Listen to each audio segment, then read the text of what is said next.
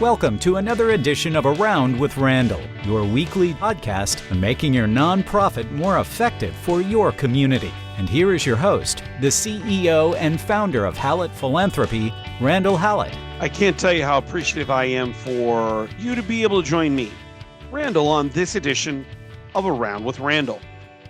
I want to talk a little bit today in our 20 minutes or so around case statement development.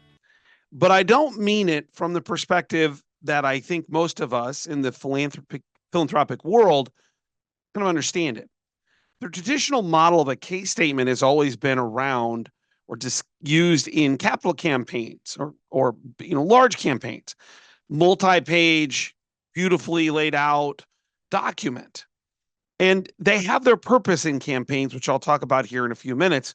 But I'm talking about a more nuanced way and the rationale of why we should be using very short 1-2 page case statements with much of what we do on a daily basis, particularly as it applies to major gifts that can include principal gifts, planned gifts, anything in the larger gift conversation, and in particular, the process of developing relationships with individuals who might have gift interests at those levels. So let's start with kind of the bigger picture here. Why is this really important? Well, the first thing is that I think that it really pushes inside an organization the creation or the ability to be aligned.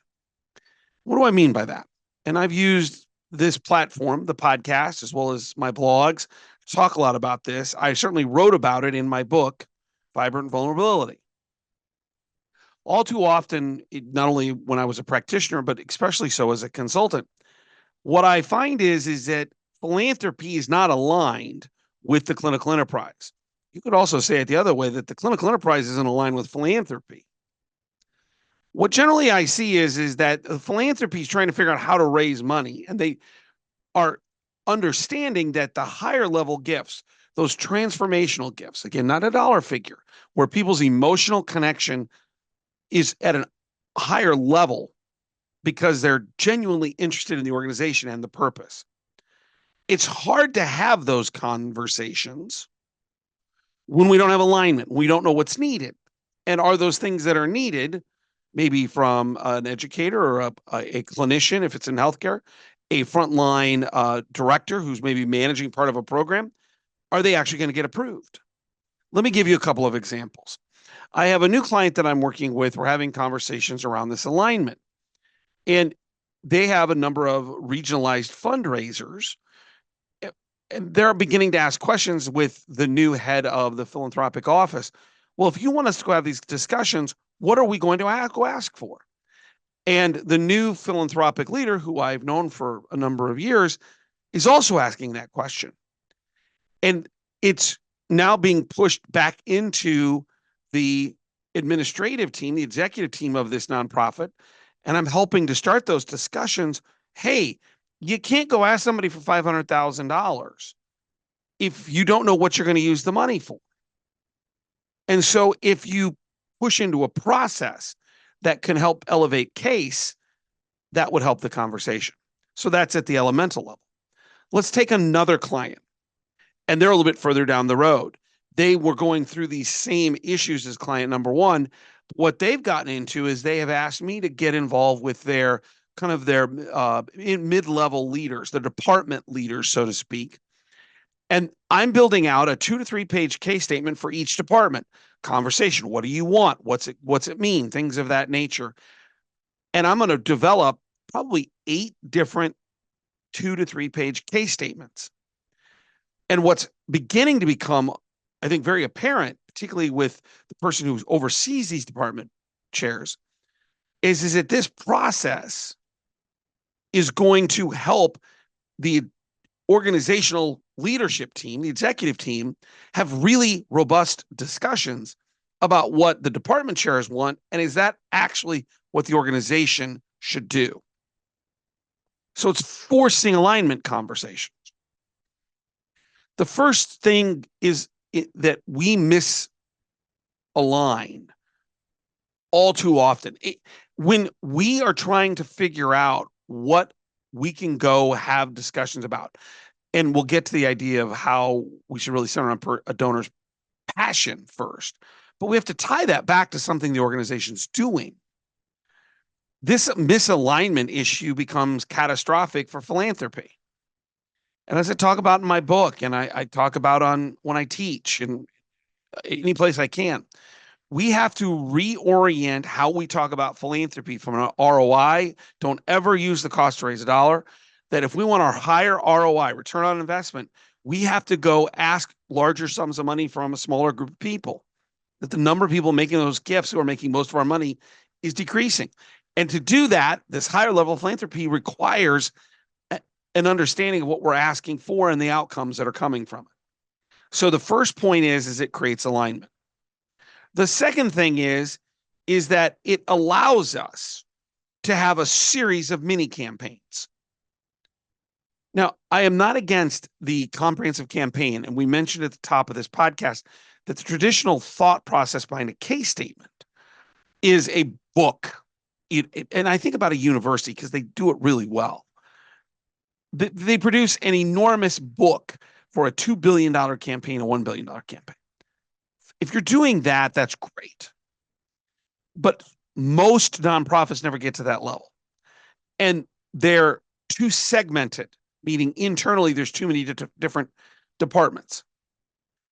Think about the story I just told you about a client where I'm actually developing 2 or 3 case statements, 6 or 8 case statements, 2 or 3 pages a piece of all the different things these departments need. It's actually a series of small mini campaigns, identifying a smaller group of people amongst the constituents, the donors, the prospects, in each one of these areas. Now, if there's overlaying needs, let's say it's technology, it's just as a generalization, then we could do something bigger with a larger dollar figure. But each individual department's going to need specific things that are going to help them move the mission forward for that particular organization.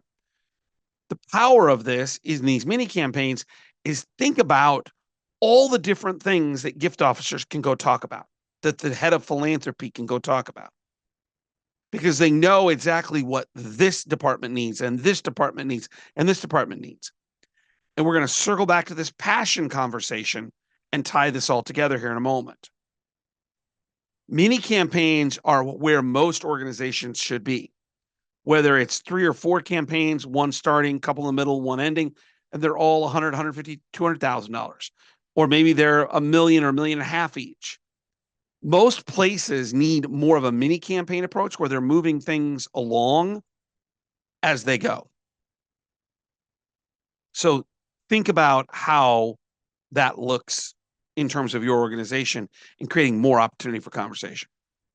The third and final reason that case statement development, in kind of a new way of thinking about it, shorter, and we'll get into the details, the tactics here in just a moment, what should be in those, is it gives us something to get opinions for. On multiple podcasts, I have talked about the fact that we talk too often to people and not with them. That sometimes it's really awesome, particularly with those who are community leaders, who have a strong passion for maybe a community, but they're trying to figure out how to make the community a better place. Maybe it's the fact that they love your organization, but they like to feel vested in the process. To have something to say instead of, why don't you give us money for X? How cool would it be to hand someone a 2 or 3 page document and say, I don't want any money. We're trying to accomplish this. Would you be willing to read it and give me your impressions? Is this something that we should do? Are there holes in this? Where are we missing things? What would you add to it to make it more powerful? Going back to what I tend to say often when I teach, the old adage, if you want someone's advice, ask them for money. If you want their money, ask them for advice. Some of the best gifts that I have been so blessed to be not responsible for, because it was the donor who made the gift, but the facilitator for, the conduit from A to B, from the donor to the nonprofit. Both as a consultant, where clients call me in sometimes and help them ask, more particularly from my days as a practitioner, stemmed or started from the premise of me asking them what they thought about something. Sometimes even taking them half or three quarters the plan, saying, we got some holes, can you help me fill them? Even if I knew, or the organization that I was working with or for knew what those holes were. Getting someone to buy in is really, really important, particularly if we're aiming for more transformational, high level of emotional content engagement from donors, those transformational gifts. Well, how do we do that if we don't have something for them to contemplate, to look at, to give feedback from? And this is where these smaller case statements come. They can be read very quickly. You can be at a restaurant, say, or a cup of coffee at, your favorite Starbucks or whatever coffee place you go to, and say, hey, read this for 5 minutes. What do you think? And it allows for a conversation. Well, is there this, that? What? All of this is to say that in this process, getting people to buy in comes from getting their opinions about what they think. And these small case statements can be incredibly powerful. So just before we get to the tactical, the bigger picture, the philosophy is that lots of small case statements, 2 to 3 pages, that allow you to align the organization, get from those in the front line what they need, put it into kind of a written document, which we're going to talk about here in a second, what they look like, what they feel like, and then be able to share them and get opinions, create alignment. Everybody's in agreement. We are going to improve this, but I know the department chair wants that. We're not doing that. Creates a sense of approvals of all the things we can go talk about. Finance gets to weigh in. This alignment happens. We've got lots more to talk about. We get our donors to engage with us. It's almost like surveying them. Those are powerful reasons to have something in writing, 2 or 3 pages, that just describe what we're trying to do at a high level. So the tactical pieces. What should these case statements be and look like? So the number one thing to always keep in mind is that if we want to reach higher levels of philanthropy, again, those transformational, emotionally connected gift opportunities, it has to be about outcome and impact. Income and outcome. Impact, outcome. If I could say it 50 times, I would. What is the methodology we're going to use to measure these outcomes? Specifically, what could these outcomes be? If you're a food bank, if we do this, it's going to provide this many more meals for people. If you're in healthcare, it's going to take care of this piece of equipment. It's going to take care of this number of people that we currently can't serve, or it's going to increase the health outcomes of this population. In education, it's going to increase our student population, meaning enrollment, or the student experience, or the faculty's engagement, or retaining faculty members by this. Or it's going to increase our offerings, our programs by this, and that means we're going to affect this many more people. When we think about these case statements, it's going to cause us some extra work, because we're going to have to sit down with finance and budgeting and maybe the department chair or the head of a certain area, or a chair or executive, and say, help me quantify what $1 million project of doing X is going to do for us. Outcomes. And this is a hurdle for philanthropy, because this takes some time. It takes conversations and meetings. I'm always pushing gift officers, leaders, to do more external than internal meetings. I still stand by that. But if we can't quantify how many people are going to be affected by this, in what way they're going to be affected by this, then it's hard to really talk about its impact. And because maybe you've got 3, 4, 5, 6 of these, whatever, you're going to have to figure out, how do we have conversations about individual areas of responsibility inside those case statements, meaning income and impact and outcome. So number one, concentrate on the effect of what's going to happen. Number two is you need some level of a business plan. Now, I am not advocating in 2 to 3 pages, spreadsheets and all that. That's not what I'm saying. But if you can't talk about how much money needs to come in and what that'll mean in terms of how it'll be spent on what and what the outcome's going to be, I mean, that's in essence what a business plan is. You can get into the details. Then it's really hard to have meaningful conversations. So you got to know how much this is going to cost. Are there additional costs? So I just had this discussion with another client where they're talking about their building. And I said, before you jump forward, are you thinking about what I always call funded depreciation? Meaning, are you going to build in a fund or funding mechanism inside a particular campaign that would create dollars to be held the next time that the carpet has to be replaced or a wall has to be painted or whatever? And they looked at me and they said, no. And I said, because what you're telling me now is the reason you're doing this is it costs too much to maintain and you'd like to see some improvement. How about give the next leaders a chance not to have to worry about the maintain part because you have resources? Are there insurance costs that go with? Don't just think about this little project. What are all the ancillary expenses that go along with it? Talk about those. How much is it going to cost? Who's going to execute it? What does that cost? How are we going to measure outcome? You don't need a 25-page business plan. In fact, I recommend against it.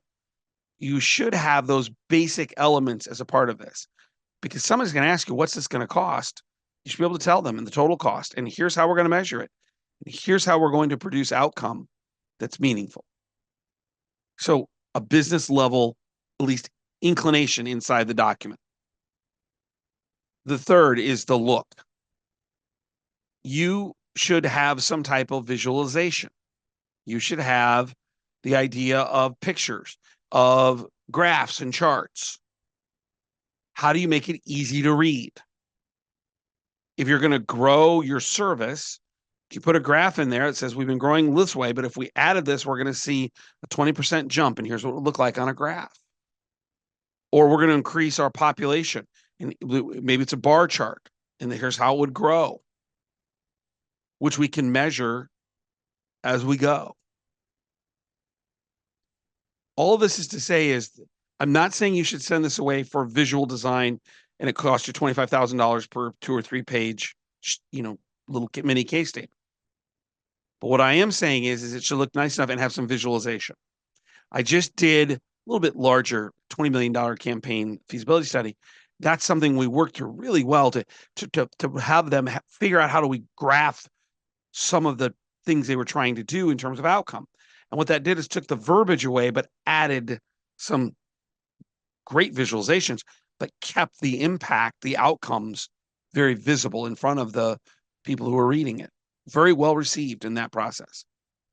So number 3 is visualization in some way, shape, or form. Number 4 is finding the right balance between the numbers and the stories. We have to find ways of talking about both because certain people are naturally connected to, naturally matriculate to kind of the emotional side, the story. That if we were able to do this, here's Betty, and we do this, we could take care of more Bettys and see how we've helped Betty because here's her outcome. And it's an emotional, personalized story. There are others who say, I'm glad we're helping Betty, but how many more people? It's about ROI, it's about numbers. You have to do both. You have to find an emotional story or two that represent a lot of people. And at the same time, you have to show, hey, we can affect this many people. So there's a data piece and an emotional piece. And if you only do one, all too often you put it in front of someone and they go, well, there's no emotion here because you got all data. Or if you do all emotion, you put it in front of the data person, they go, well, how do I know about outcome? The impact. You've got to find a way to balance emotion, the logic that goes along with the numbers, and the emotion that goes along with the story. So the 4 things you need to think about in these case statements: 2 to 3 pages. And again, don't over design them, get them down. But you need to think about, how do we measure outcome? How are we going to describe it? How are we going to use data to our advantage, specific outcomes? Number 2, what is the business plan? Again, short version. How much do we need? How much are we going to spend? What's it going to mean? Number 3 is those ideas of visualization, pictures, making it look decent, so it's just not all verbiage. And number 4, finding a way to balance emotion and logic, having both the stories and the data paralleling each other throughout. Maybe they're sidebars, however you want to do it, so that both sides are told. Finding ways to get this down paper by department or by smaller units. Maybe you're a hospital system, by individual hospitals, university, by the departments. Maybe you're in social service. You've got different things you do. Giving these mini case statements has multiple advantages. But I harp on this idea of alignment.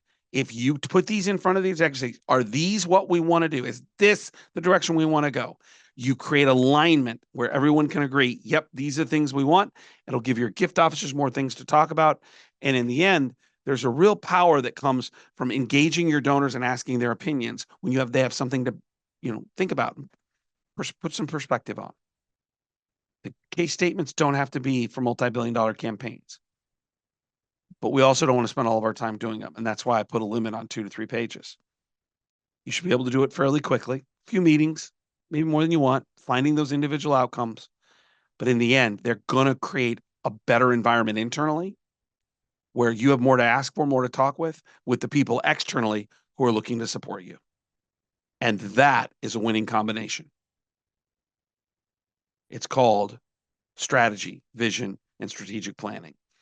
In a very basic way, this is a great way to do it. Don't forget to check out the blogs at hallettphilanthropy.com. 2 or 3 a week, 90-second reads on a variety of things that I see or think about, maybe something to kind of prop your memory. That's at hallettphilanthropy.com. And if you'd like to reach out to me, it's a podcast at hallettphilanthropy.com. Don't ever underestimate how important you are. I was recently somewhere where someone asked me, how do you do what you do in terms of philanthropy and asking people for money? I said, I'm not embarrassed by it. I'm proud of it. I'm proud of what I've done in my career. I've never tricked anybody out of any money. I've asked if they wanted to join things I believed in that were going to make the community a better place. And when they said yes, I was overjoyed. I was privileged to help guide them in that conversation to where they wanted to go. Don't ever apologize for being in this industry or what we do. We're noble professionals who are trying to make a difference in our community. Our missions provide kind of the framework of how we do that. And I don't want anyone to ever feel as if what we do is seedy or second class or not worthy of our time and attention. What you do every day is critical. It makes your community a better place. And the most important thing is, as my favorite saying says, some people make things happen. Some people watch things happen. Then there are those who wondered what happened. You're someone who's making something happen. You find others in the community who want to do that. For the people and the things in our community that are wondering what happened. I can't think of a better way to spend a career. I really can't. Don't miss me the next time, right back here on another edition of Around with Randall. Make it a great day.